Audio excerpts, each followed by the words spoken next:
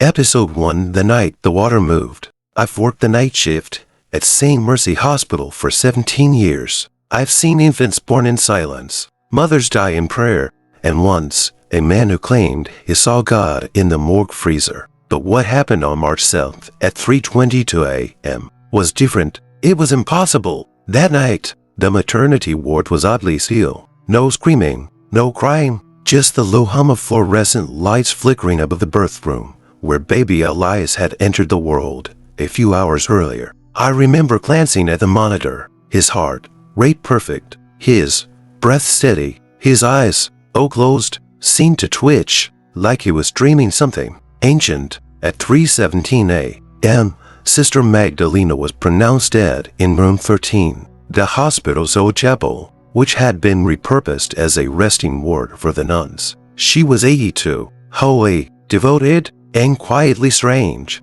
Her final request, according to the priest, was whispered on her deathbed: "Let me serve one last soul." We thought it was poetic, until 5 minutes later, when the nursery door creaked open on its own. I was the only nurse on duty, and I swear to you, I never saw anyone enter, but the baptismal water, kept sealed for rare emergency rites, began to ripple, as if someone had dipped fingers into it. Slowly, reverently, I rushed to the room, and that's when I frowned. See, the baby wasn't in his crib. He was in the arms of a figure cloaked in white, pale, rotted white, the habit of a nun, torn, water-stained, and clinging to a body that shouldn't be standing. Her face was turned down, so I couldn't see her eyes, but her lips moved in a chant, soft, low, echoing as if spoken through wet lungs. She dipped her fingers into the holy water, touched the child's forehead, and whispered, "In aqua et in tenebris,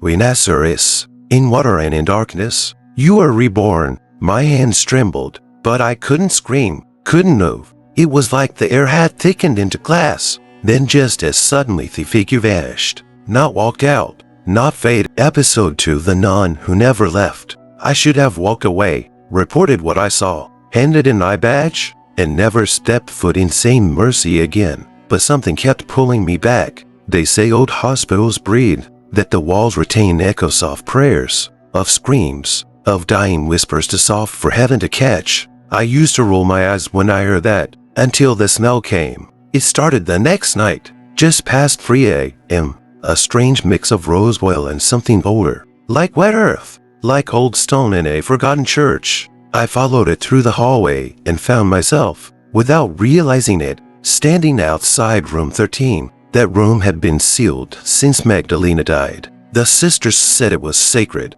off limits, but as I stood there, the wooden cross nailed above the door began to creak just slightly and then tilt. One side dropped. Slowly, as if surrendering, I opened the door. She was there, Sister Magdalena, sitting on the edge of her deathbed, her back to me, her white habit stained at the hem. She didn't turn, didn't speak, just stared at the far wall where someone had scrawled a symbol I had never seen before. It looked burned into the plaster, 3 interlocking circles, one filled with ash, and beneath it, written in Latin, were the words, "Baptisma inter vivos et mortuos," baptism between the living and the dead. I should have run, should have screamed. Instead, I whispered her name, Sister Magdalena. She didn't move, but something else did. The crucifix above her bed started bleeding. Thick, dark blood and dripping, weeping, running down the wall in slow, viscous streams. The smell of rose oil grew sickening, almost rotting. Then she spoke, not with her mouth but with mine. My jaw moved without my will, my tongue twisted, and through me, she said, "He was born without a soul, so I gave him mine." The lights flickered, then burst. The room fell into black. When I came, episode 3, he wasn't crying. He was chanting. Newborns cry. It's what they do when they're hungry, when they're cold, when they've been yanked screaming into a world too bright for their unopened eyes. But Elias never cried, not even once. He only watched, like he was studying us, like he understood more than his body should. That alone was disturbing, but what happened on his 7th night left me trembling so hard I dropped a tray of sterilized tools. It was just past 3:22 a.m. Again, at cursed hour. The hallway was silent, except for the faint creaking of old wood in the walls and the constant beep of a heart monitor 3 rooms down. I stepped into the nursery to check Elias' vitals. He was alone in his crib, swaddled like always. His chest rose and fell perfectly, no signs of distress. But then, his eyes opened, wide, focused, piercing, and his lips began to move. At first, I thought he was trying to mouth words, like some kind of advanced mimicry, but then sounds came out. Soft, rhythmic, Gloria, in profundis, extenebris, evolutum, Latin, ancient, formal, clean. I frowned, not just because the sound didn't belong to a baby, but because it didn't sound like a child's voice. It was low, almost choral, layered as if many voices were speaking through one tiny throat, like monks humming in a crypt. I stepped closer. His lips kept moving, faster now. The language flowed like a forgotten hymn, being unearthed in real time. It wasn't a lullaby. It was a rite, a chant, something sacred yet unnerving. The crib began to shake, not violently but as if the air around it had thickened, like water rippling around an unseen force.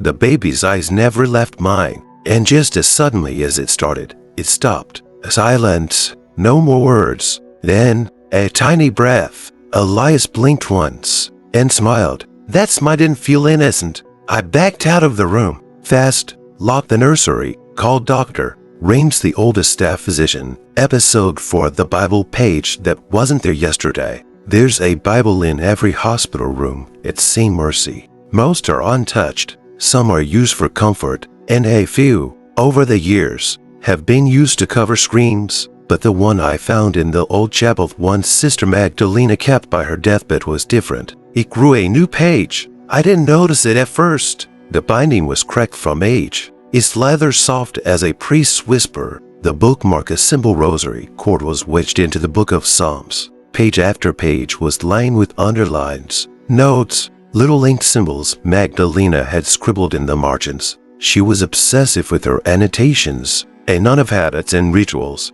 but tucked right between Psalm 129 and 130. There was a page that didn't match the others, newer, wider, unnumbered, and it wasn't printed. It was handwritten beautifully, meticulously, like it had been transcribed by someone who hadn't slept in days. The ink was still faintly wet. At the top, a title, The Psalm of the Unbaptized Soul. What followed chilled me to my bones. From the breath that was never drawn, from the cry that never came, I rise in the space between water and flame. Blessed is the one who carries no sin, yet bears the burden of another's soul within. Let the dead sanctify the living, and the living carry the curse of the blessed. I read the lines again and again, unable to make sense of them. This wasn't in any version of the Bible I knew. Not Catholic, not Protestant, not apocryphal. I checked the hospital library. Nothing.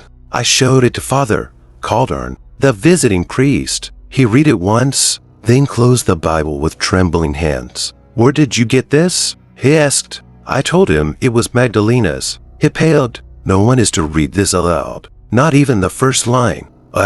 He didn't answer, just left the room with the Bible in his hands and never came back. That night, I returned to the chapel. The Bible was still there, but the page was gone, vanished, ripped out without a trace. Only a faint outline of ash remained on the linen sheet where the book had rested, and near it a single word, scrawled in Latin on Episode 5. The mirror refused to show him. Babies love mirrors. They coo, they giggle. They don't know who they're looking at, but instinct tells them it's something familiar, something alive. Elias didn't laugh. He didn't blink. He simply wasn't there. It started during a routine checkup in pediatrics. We brought in a floor-length mirror of playful kind we keep for newborn stimulation exercises. I held it at an angle. I could see my reflection, the walls, the equipment behind us, but not Elias. He was cradled in my arms, warm, real, breathing.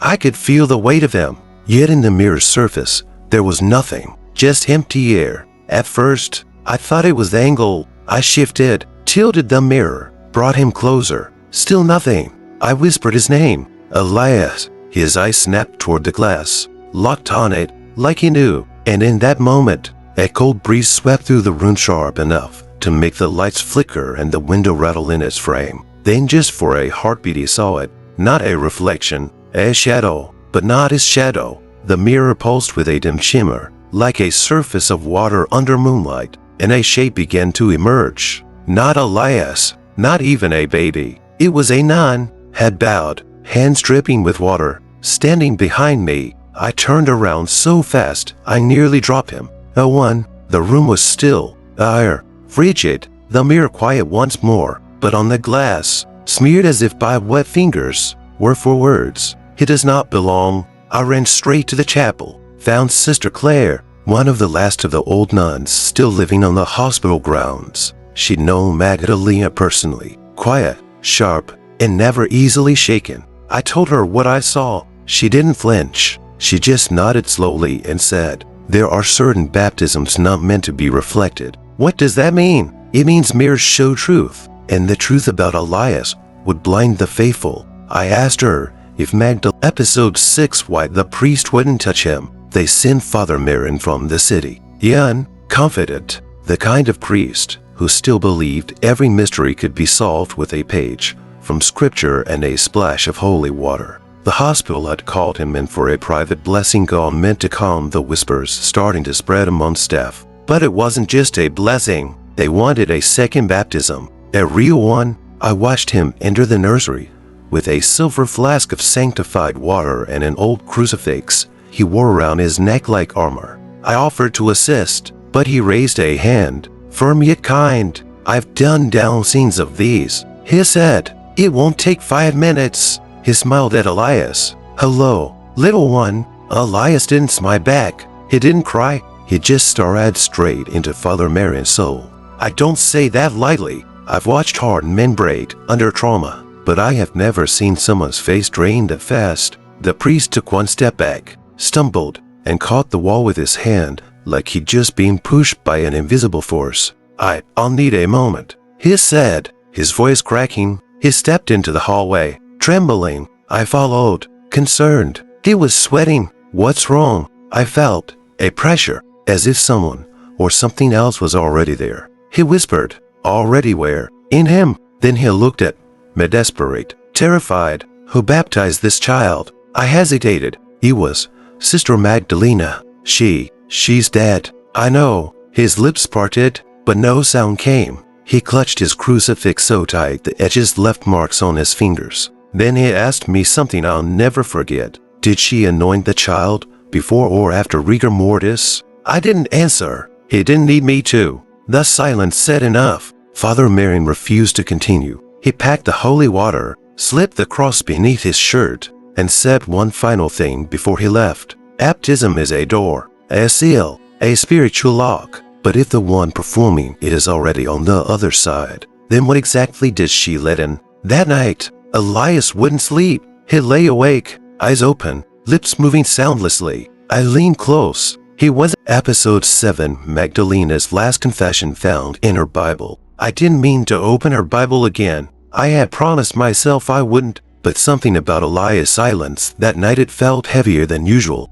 like the quiet wasn't from within the room, but from what had stopped listening outside it. I needed answers. I needed to know what Magdalena knew. So I returned to room 13. The bed had been stripped. The crucifix on the wall now hung straight again, just straight, as if someone had forced order where mystery had lived. But the drawer of her old nightstand was still locked. I picked it open with a tongue depressor. Inside, 1 candle stub, a dried rosary, and her Bible. But this time, something was tucked inside it. A letter, yellowed, folded 3 times, wax sealed with the old emblem of her convent, a cross inside a circle of thorns. The wax had already been broken. It was addressed simply, "To whoever finds this." I sat Saturday in the same chair she used to pray in and began to read. "Forgive me, Lord, for what I've hidden from the church." They said I was too old, that my mind wandered, but I heard it every night after complete voice in the chapel, weeping from beneath the floor. I thought it was the devil. I prayed, I fasted, but then I listened, and what I heard was not evil. It was a soul, trapped, half-born, waiting for a vessel. My breath caught. I turned the page. They call them THE baptized echoes. Children whose souls never crossed into life, but never fully crossed into death either. Lost between sacraments, between the veil. I begged the church to let me baptize one, just one, but they said no, that it would be heresy. So I made a vow, if my body was to weaken life, I would offer it in death, that the first newborn to arrive after my final breath would not be denied a soul. I did not know who the child would be, but I heard his name in my dreams before I died. Elias. I couldn't breathe. The letter went on. This was not possession, not blasphemy. This was intercession. But now I fear. Episode 8. They buried her, but her grave bleeds water.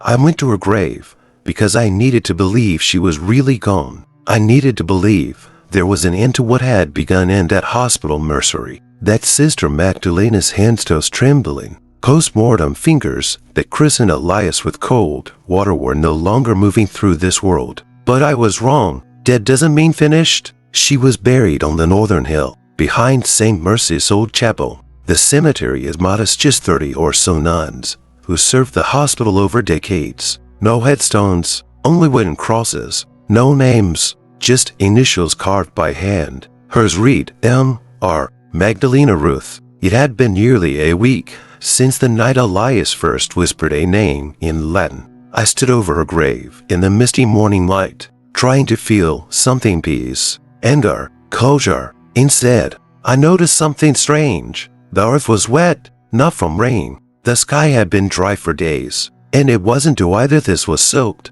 as if the ground had bled water overnight. Thick, cold, and pure. I knelt down and touched the soil. My fingers came up dripping. The scent was unmistakable. Holy water. It wasn't a trickle. It wasn't moisture from deep roots. It pooled. The shape of a cross had formed in the dirt, unmistakable, perfectly symmetrical, and in the center, a tiny sprout had broken through. A lily, white, fragile, blooming from ground soaked in sacrament. I backed away, heart racing. Then I heard it from beneath the soil. A cry, not loud, not shrill. An infant's cry, muffled, wet, distant, like it came from behind a door no living hand could open. I dropped my bag and ran back to the hospital, straight to the nursery. Elias was sleeping peacefully, but as I leaned over him, a chill ran through my spine. His lips were moving again. I thought he was dreaming, until I leaned closer. Episode 9. The Crying Madonna Statue.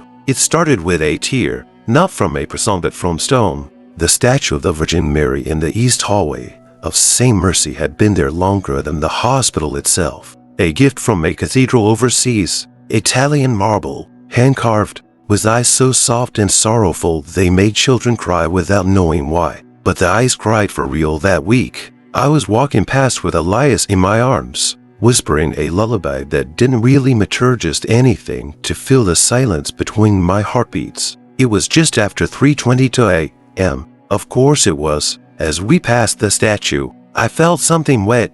I looked down. No leak from the ceiling. No still. No one else in the corridor. Then I saw it. A single tear had formed on the statue's right cheek. Below, heavy, hang there like it had weight. And then it fell. It struck the marble base and didn't vanish like water should. It stained. A thin line of cloudy, milky water began to trickle down her robe, but mixed in it was something darker. Faint red. Blood. I stepped closer. My throat tightened. Her hands, normally carved in prayer, were now slightly open. I know how insane that sounds, but I've stared at that statue for years. I would have noticed, and that wasn't all. Where her feet stood, a small puddle was forming just like the one at Magdalena's grave. I backed away slowly, clutching Elias to my chest. Till laughed. A pure, ringing laugh. His first ever, but it didn't sound like joy. It sounded mocking, like he already knew what I'd find next. Later that day, Sister Claire approached me,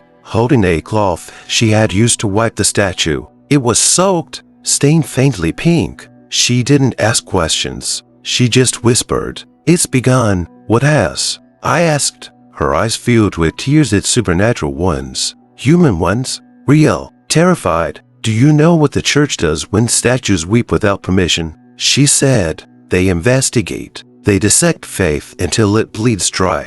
I nodded, numb. Episode 10. The doctor who tried to take blood. His name was Dr. Louis Healy. Brilliant, a skeptic, the kind of man who rolled his eyes at talk of miracles and politely chuckled when you mentioned anything beyond science. He had heard the whispers. Of course, everyone at St. Mercy had by then. The weeping statue, the grave that bled water, the child who wouldn't reflect in mirrors. But Louis wanted proof. I don't believe in rumors, he said, brushing past me, but I do believe in blood. He wanted a sample, just a few milliliters from Elias' heel. Standard test, he claimed, routine, but I knew it wasn't about medicine. He wanted to dissect the mystery. I warned him, told him what the last priest said, about the pressure, about the thing already there. But Louis smirked and said, if the child has nothing to hide, then neither do I. He entered the nursery with gloved hands and quiet confidence.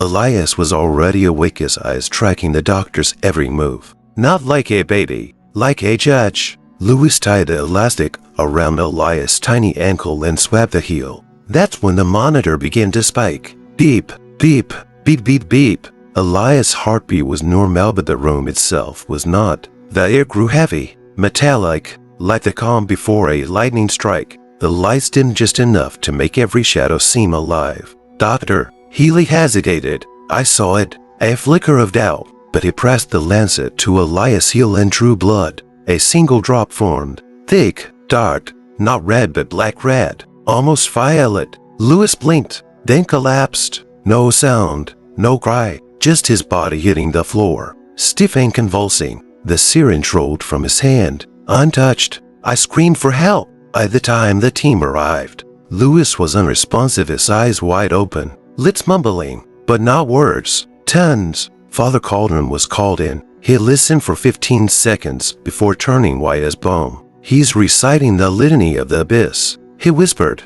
Backwards, the priest stepped forward to perform an emergency rite before he could begin. Louis Saturday straight up, his back arching unnaturally, blood poured from his ears. Episode 11, the second baptism and why the church refused. The Vatican sent a letter, not a call, not an email, a letter handwritten, sealed in red wax, and delivered by a man in a long black coat who didn't speak a word. It was addressed to Father Cauldron and marked confidential sacramenti. He read it in silence, lips moving. His fingers trembled as he folded it and tucked it beneath his robe like a secret he didn't want to carry. What did it say? I asked. He looked at me, eyes hollow. They know about Elias. I felt my knees weaken, and he hesitated. They want proof, confirmation that the baptism occurred, that it was performed by the dead. They think I'm lying. No, he whispered. They believe you. He didn't speak again until we reached the nursery.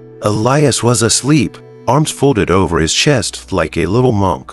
A strange smell lingered in the room like burnt pages and cold stone. They've sent someone, the priest continued. A bishop. To undo it. Bishop Domenico arrived 3 nights later, tall, gaunt, wrapped in the kind of silence that feels intentional. He carried no suitcase, only a silver box lined with blue velvet inside, a vial of water drawn directly from the Jordan River. He examined Elias like a scientist, didn't speak to him, didn't smile. Then he asked me to leave the room. I refused, so he began the second baptism with me present. The words crisp, formal, cold. I baptize you in the name of the Father and of the Son. He never got to finish. The moment he said, Spirit, Elias opened his eyes, and everything changed. The nursery lights exploded one by one. The crucifix on the wall snapped at the neck. The water in the vial boiled and burst, searing the bishop's hand. He dropped the child, but Elias did not cry. He hovered just an inch above the crib, not flying, floating, like something beneath him had risen just enough to carry the weight of what the bishop couldn't. And then Elias spoke, not with lips, with presence. The air thickened, the room groaned. A voice filled the space, coming from nowhere and everywhere. He has already been marked. No second gate may overwrite the first. This is not your domain anymore. The bishop collapsed to his knees, clutching his head. Episode 12, the room that smelled like heaven and hell. The nurses asked to move him. They didn't say it outright. They used soft language, like routine sanitation and equipment maintenance, but I knew what they really meant. They were afraid of the nursery, and so was I. The crying Madonna, the crucifix that bled, the air that sometimes hummed when Elias opened his eyes. We all felt it, as secret infection spreading through the walls. So when the hospital director quietly authorized the transfer to room 306, everyone exhaled like the storm had passed. It hadn't. It was only changing rooms. Room 306 was on the 3rd floor, a quiet, unused space at the far end of the pediatric wing. It hadn't housed a patient in months, maybe years, but the moment I stepped inside with Elias in my arms, I felt it. Something was already there. The air was sweet, unnaturally so, not like flowers or disinfectant, but something deeper, frankincense, myrrh, and behind it, an undertone of burning wood and rot, like a cathedral altar after a fire. I opened the blinds. Light poured in, and then retreated. I blinked. The sunlight didn't touch the floor. It hit the glass and dimmed, as if the room had its own weather, its own rules. That first night, I stayed with Elias at exactly 3:22 a.m. The monitor glitched just once. Then, a smell, lilies, overpowering, like a garden blooming in seconds. And then it shifted, sulfur. It hit me like a wave, a sharp, acidic, ancient. My eyes burned, my throat closed. I grabbed Elias and tried to leave, but the door wouldn't open. Not jammed, not locked, just resisting. Behind me, I heard the rattle of the crib wheels. Elias wasn't in my arms anymore. He was back in the crib, and standing over him a figure, draped in smoke, hands outstretched. Not Magdalena, not human, no eyes, just two wells of light in a face that shifted between fascist mother, child, priest, corpse. It turned toward me, and I fell to my knees, not in fear, in reverence. The voice came again at through ears, but through the walls, the veins in my arms. Episode 13. Magdalena's hand wasn't in the coffin. There are two kinds of silence in a hospital. The peaceful kind when a mother finally sleeps beside her newborn, and the other kind, the kind that presses against the walls like breath you can exhale. That's the silence we felt when they opened her coffin. It wasn't supposed to happen, but after the Vatican received the bishops reporting the footage of Elias floating above his grave, they demanded exhumation protocol. They called it verification. 3 clergy flew in, no press, no records, just a quiet 3 a.m. operation under mist and moonlight. I wasn't meant to be there, but I went anyway. I stood behind the line of observers at the back of the cemetery, the soil still damp with unnatural water, watching as they pried the wooden lid open with hands that were shaking more than they should have been. At first, all seemed expected. There's Shiva's sister Magdalena, her body preserved beyond reason, skin pale, yes, but whole, her habit still intact, hands folded over her chest in that eternal prayer. But someone gasped, because something was missing. Her right hand, gone, cleanly severed at the wrist. No rot, no decay, no signs of breakage, just absence. The hand that had touched the holy water, the hand that had baptized Elias. The priest stepped back, murmuring Latin. One of the sisters fainted. I stood frowning, because I remembered something from her final letter. If my body cannot serve in life, let it serve in death. I offer it, in parts, if I must. That hand was not buried. That hand was still moving, still working. I asked the groundskeeper if they'd noticed anything strange. He nodded. That grave, it grows lilies faster than weeds, but only on the right side. When I returned to the hospital that night, I couldn't stop staring at Elias' forehead. A faint mark had formed, 3 small dots, circular, almost like fingertips. And when I traced them lightly, he closed his eyes and whispered something. Episode 14. Elias spoke the name of a demon no one taught him. There are names children should know, not because they're complicated, but because they were buried for a reason. Elias was only 11 months old when he said his first word, and it wasn't Mama. It wasn't God. It wasn't even in a language I recognized. It was a name, one that had weight when it left his lips, a name that made the lights flicker, that made the crucifix on the wall tilt for the first time in weeks. I was feeding him in the nursery, just the 2 of us. He wasn't crying, just staring at me like he always did, quiet. unblinking, waiting for a moment I didn't understand. Then, without warning, he looked up at the ceiling and whispered, "Samuel." The sound didn't echo. It hung, thick, cold, alive. I frowned. "See, Samuel," I repeated. He smiled and whispered it again, this time with intent, like someone had taught him how to say it right. I searched every database, every religious text I could access. I scoured apocryphal writings, forbidden glossaries, lost books of demonology,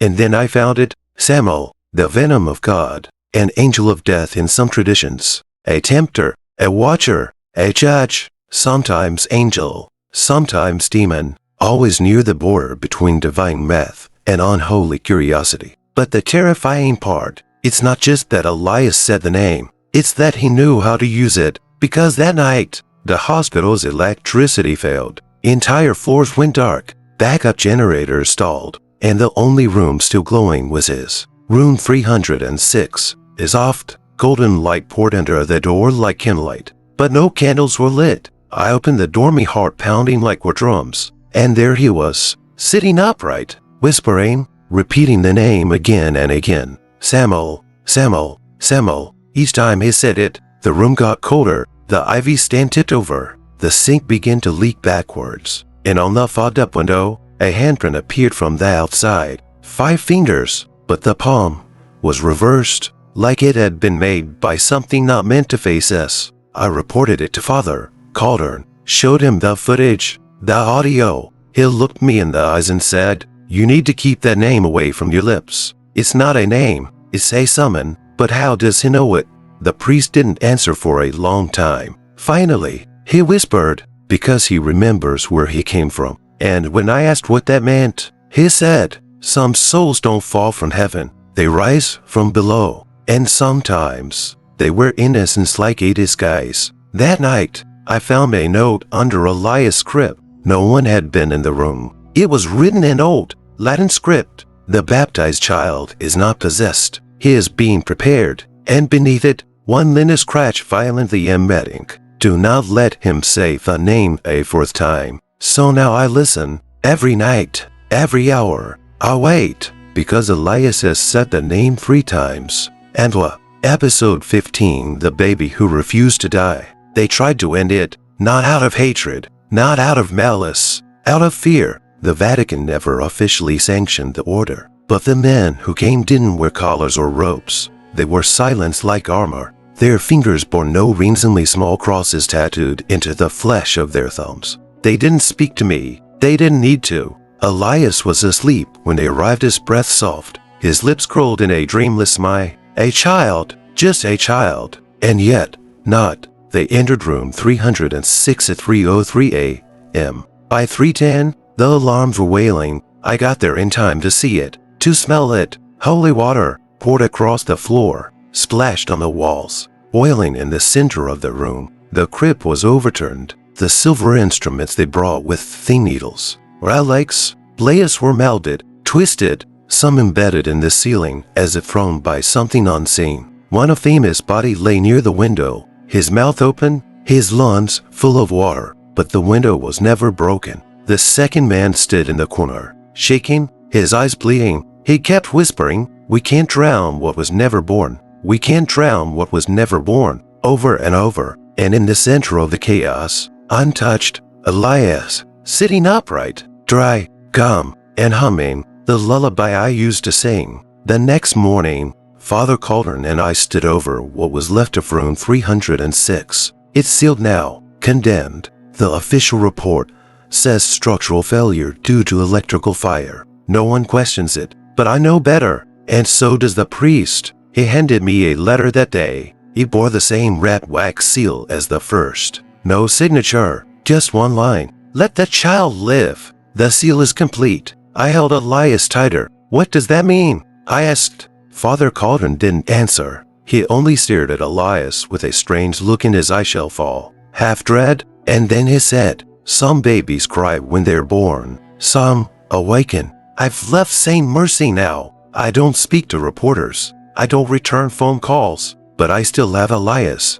He's walking out, laughing, speaking more, but his words aren't always for me. Sometimes I hear him talking in empty rooms. Sometimes I wake up with his crib facing the window, though I know I left it the other way. And sometimes, when the house is quiet, I hear water dripping, even though nothing leaks. Last week, I found a letter on my doorstep. No return address, no handwriting I recognized. Inside, just a single sentence. The nun gave her hand. One day, he will give his voice. This is the last thing I will write, not because the story is over, but because I finally understand. Elias was never the danger. He was the door, and now that door is open forever.